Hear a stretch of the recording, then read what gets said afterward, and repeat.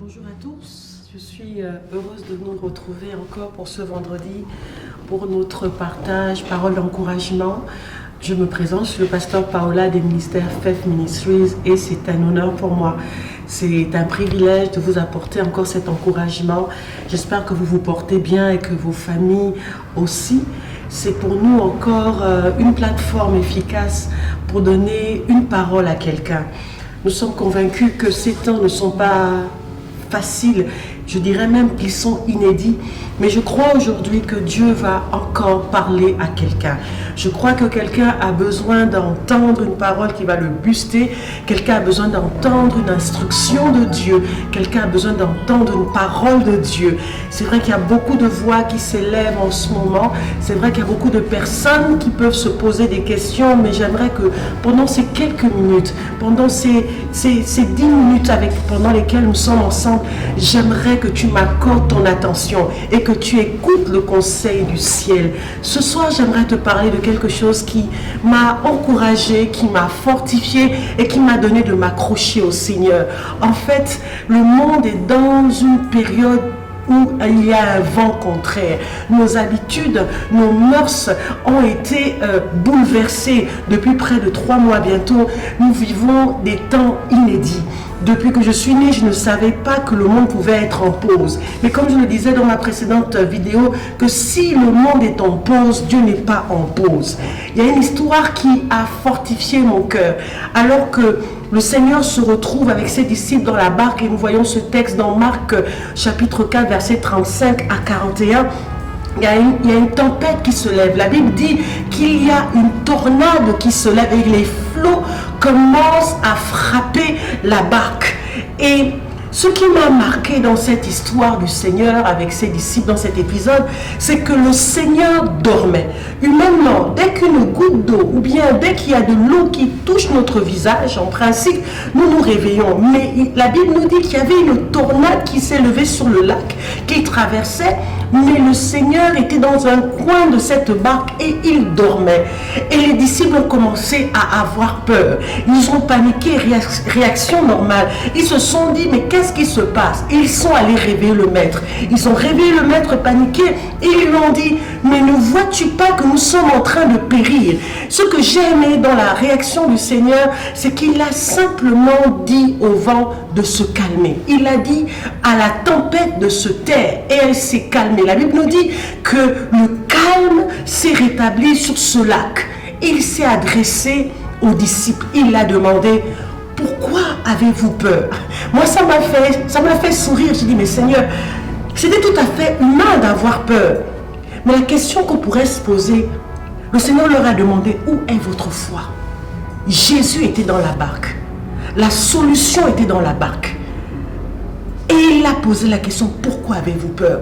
En fait, la question a 2 volets. Et j'aimerais un peu l'analyser avec vous ce soir. Dieu est dans ta vie. Jésus est avec toi. Ce qui est merveilleux dans l'alliance dans laquelle nous sommes, c'est que Dieu est avec nous et Dieu est en nous, par l'Esprit de Dieu. En fait, Dieu s'étonne de ta réaction actuellement. Dieu se demande, mais est-ce qu'il ne réalise pas que je suis là? Est-ce qu'il ne réalise pas que le ciel est avec lui? Est-ce qu'il ne réalise pas que les anges sont avec lui? Pourquoi panique-t-il? Et j'aimerais te dire, arrête de paniquer, n'aie pas peur. C'est vrai qu'il y a un vent contraire. C'est vrai qu'il y a une situation inédite. C'est vrai qu'il y a quelque chose que tu n'as jamais vécu. Tes finances sont en péril, c'est vrai. Tu as peut-être perdu ton emploi, peut-être tu es malade, peut-être tu vis une situation sentimentale complexe. Mais j'aimerais te rappeler qui tu es. Tu es fille de Dieu, tu es fils de Dieu. Et que ta vie n'est pas gérée par les circonstances humaines. Je me suis rappelé ces paroles pour moi, pour ma propre vie. Et j'ai réalisé, comme le dit la parole, que toutes mes sources sont en Dieu. Je ne suis pas gérée par le gouvernement humain. Je ne suis pas gérée par la terre. Dès que j'accepte Christ, ma vie est gérée par le ciel.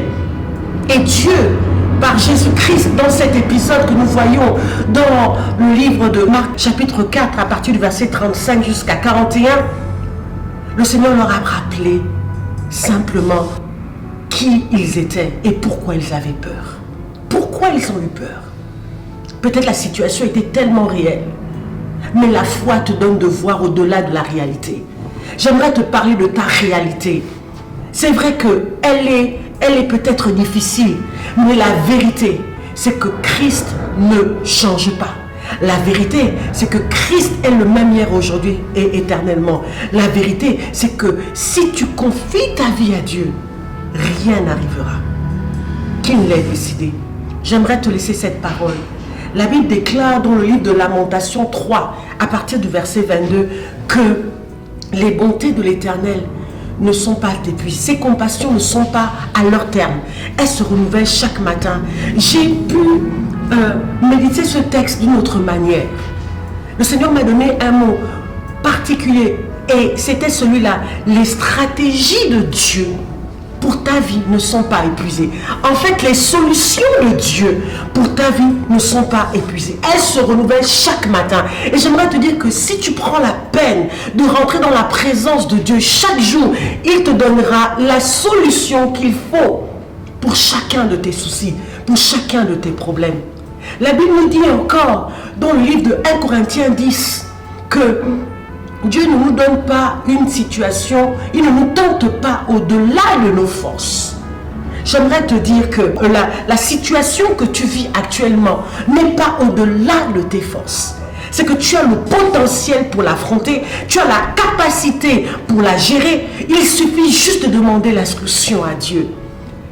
Il dit encore dans sa parole, dans le livre de Thessaloniciens, que nous pouvons tout par celui qui nous fortifie. J'aimerais te rappeler qui tu es en Christ. Tu n'as pas de limite. Tu es illimité parce que Dieu dit que tu peux tout par lui. Quelle que soit la situation, tu peux l'affronter. Et ce texte de Zacharie nous dit encore, qui est une grande montagne devant Zorobabel? Et j'aimerais que à la place de Zorobabel, tu puisses dire, qui es-tu grande montagne devant Paola? Tu seras aplani. Tu peux faire toutes choses. C'est vrai que nous traversons une situation inédite. Et je me dis souvent, Seigneur, si on m'aurait dit en début d'année qu'on aurait vécu une situation mondiale de cette ampleur, peut-être ma foi aurait vacillé. Mais dans le texte de Marc, j'aimerais nous dire que c'est Jésus lui-même qui a dit, passons de l'autre bord. Au début de l'année, il a dit, nous allons traverser cette année. Et j'aimerais m'adresser à la maison FEF de façon particulière. La parole prophétique libérée sur notre ministère était l'année de l'intervention divine. J'aimerais dire que si Dieu n'a pas parlé pour ta vie, par un serviteur de Dieu de façon particulière, mais nous avons un manteau qui a été libéré, qui est l'intervention divine. Cette année encore, tu peux croire que Dieu va intervenir en ta faveur pour toi. Parce que cette parole prophétique a été libérée pour nous. J'aimerais t'inviter à la proclamer devant toutes les situations par lesquelles tu passes. Devant tes finances qui commencent à chanceler, tu peux dire, Seigneur, envoie ton intervention divine. Devant le chômage, tu peux dire, Seigneur, envoie ton intervention divine. Devant la maladie, tu peux dire, Seigneur, envoie ton intervention divine. Dieu nous a parlé en début d'année. Il n'a pas menti. Il ne ment pas. Il est stable. Tout ce qu'il dit est oui et amen. J'aimerais te rappeler, toi, de la maison Fève qui m'écoute, que le manteau qui a été libéré sur nos vies, la parole prophétique qui a été libérée sur nos vies au travers des leaders de notre ministère, le révérend Gassé et la révérende Cynthia, était une année d'intervention divine. N'aie pas peur. Fais confiance au Seigneur. Le vent est contraire, c'est vrai.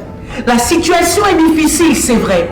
Comme les disciples dans la barque, réveille le Seigneur. Il fera calmer la tempête. Dieu est bon pour toi. Ses compassions ne sont pas épuisées.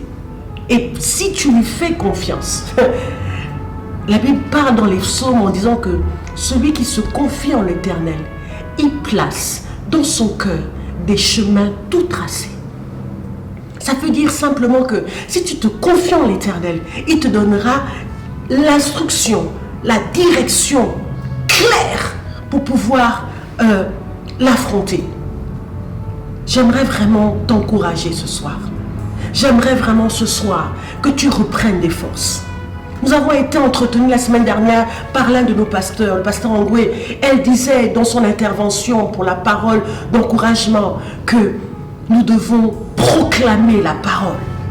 Je t'invite encore à proclamer la parole et à dire au Seigneur, tu as dit que si j'invoque ton nom, je ne serai pas dans la crainte. Tu as dit que si je me confie en toi, je ne serai pas recouvert de honte. Tu as dit que tu pourvoiras mes besoins. Tu as dit, Seigneur, la parole de Dieu est un bouclier pour nos vies.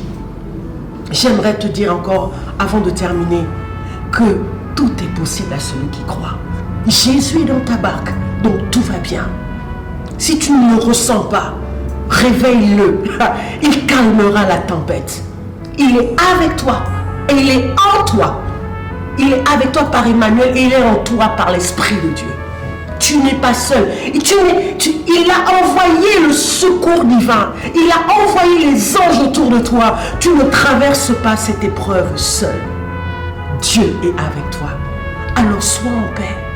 La tempête se calmera. La tempête se calmera. Et tu verras la fidélité de Dieu dans ta vie. Permets-moi de prier avec toi pendant ces quelques minutes. Seigneur Jésus, je te prie pour toutes ces personnes qui sont en train de me suivre. Pour toutes ces personnes qui passent par cette tempête. Pour toutes ces personnes qui vivent une situation inédite. Pour toutes ces personnes qui sont dans l'angoisse. Je décrète et je déclare au nom de Jésus que la tempête se calme.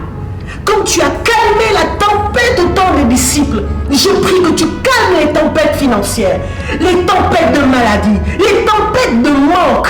Seigneur, rétablis le calme dans les vies et donne gloire en ton nom. Nous avons prié ainsi au nom de Jésus-Christ. Amen. C'était là mon partage de ce soir. Je crois que si tu fais confiance au Seigneur, il ne mentira pas. J'aimerais t'encourager à être connecté sur notre page Facebook parce que nous avons des programmes encourageants. Le mercredi, nous sommes là avec la révérende Cynthia Letitia pour notre programme Atmosphère de puissance. Ce sont des temps de proclamation, des temps de prière. Vraiment, je t'invite à être connecté. Le vendredi comme aujourd'hui, nous avons un temps d'encouragement avec l'un de nos pasteurs et le dimanche, nous avons la parole de Dieu libérée par le révérend Gatien, par notre culte en ligne. Merci de m'avoir écouté. Que le Seigneur vous bénisse et paix chez vous.